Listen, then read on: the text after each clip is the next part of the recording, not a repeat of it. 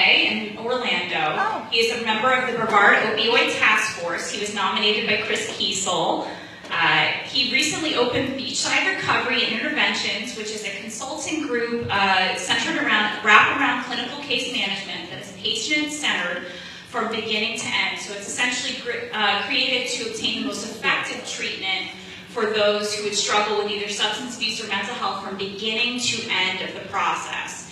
Drew was not only picked for his work, which illustrates a true passion for mental health and substance abuse counseling, but for the fact that he has an even more personal connection to the criminal justice system, having had his own trauma and substance abuse lead him to a short prison sentence in the past. Drew entered and completed the Phoenix House program in Ocala. He later became a counselor at the Phoenix House program in Ocala.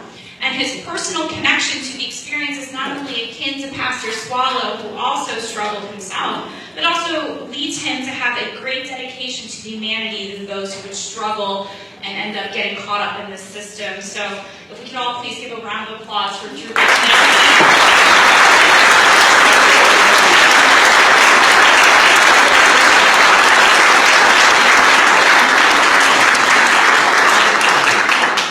Thank you so much for having me for the honor of this award. Never thought in a million years I'd be in a room full of attorneys not asking for a plea. Some of you may know me, some of you may have represented me, some of you may have seen me in a courtroom. But this really means a lot. Thank you, Chris, for the nomination. I appreciate it. As Jennifer said, I'm a Brevard County local, and long story short, I lost my parents at a young age, was a bartender around here many, many places. And if you put trauma and, bartending together, 2 + 2 is 4. So I faced a couple DUIs, had an aggravated assault charge associated with one of those DUIs, a car accident. Ended up going to the Phoenix House, thanks to a firm that's represented in this room today. And completed that, went back to school, did an undergrad in human services as well as another undergrad in psychology at San Diego University. And then I'm actually in my last semester of my internship with Webster, doing a dual track in clinical mental health counseling and family therapy. Been in the field for about 5 years in a variety of modalities. Worked in Phoenix House for a couple of years in a short-term residential unit, self-pay insurance unit. Then transitioned into medication-assisted outpatient, which would be methadone clinic. So that kind of opened up my eyes to a whole another side of the treatment industry, treatment fields. And then also worked for a private mental health counseling practice in Ocala, at which time I got a call from another Brevard County local who opened up a treatment center in Cocoa Beach called Peace Club, who asked me to come down and be the program director. So I ended up coming home, and one of my dreams when I left Brevard and went through the Phoenix House was to come home and get back to my community. I would venture to say every single one of my friends still struggles with substance abuse, mainly heroin, fentanyl, opiates, and get to see them deal with that still to this day.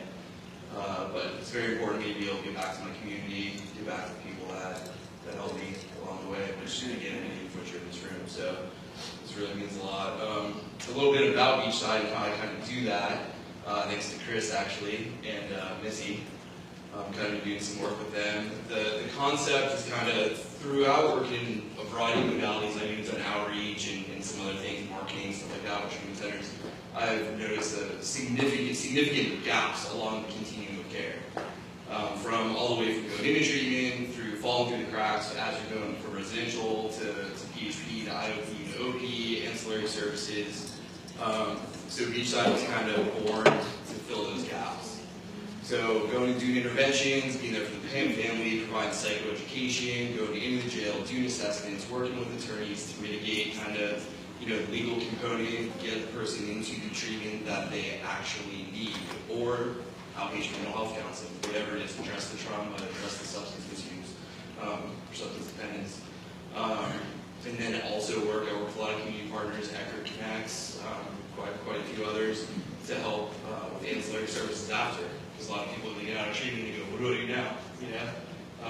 Vehicles, jobs, clothes, whatever it is. So that's kind of the premise. It's just really filling those gaps, advocating for people that, prison's not going to help, you need to address the treatment and, or address the trauma, address the co-occurring disorders and take it from there. So if I can be of any assistance, anyone in the room, I would love to. I really enjoyed going into the jail. First time I ever did it for Missy, I walked out, and it was the craziest experience ever because they let me walk out without a bond.